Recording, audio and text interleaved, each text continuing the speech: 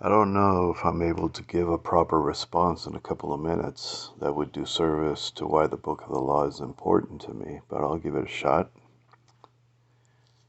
When I was 15 years old, I had already been in and out of juvenile hall and was fully submerged in the drug culture of the 70s.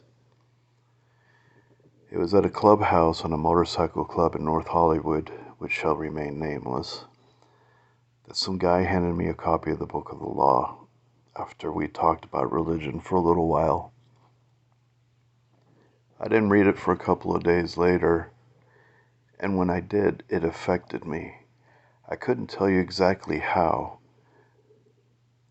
but it was a reboot to my thinking.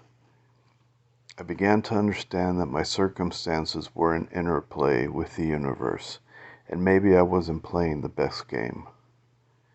Until that time, I could have cared less what my place was in the grand scheme of things, but I never felt alone after reading the book.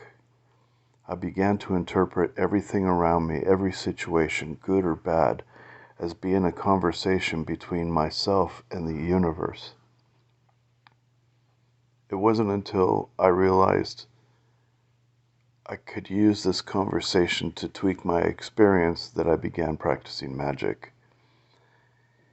Before I received the Book of the Law, the only way I could find freedom from the culture I had been born into and my own self-imposed restrictions was to fight like a cat trapped in a box.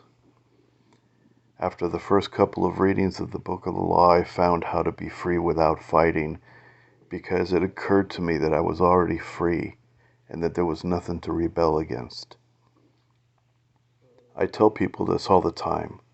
It's not hyperbole to say that Thelema probably saved my life, and my first exposure to it was through that amazing book.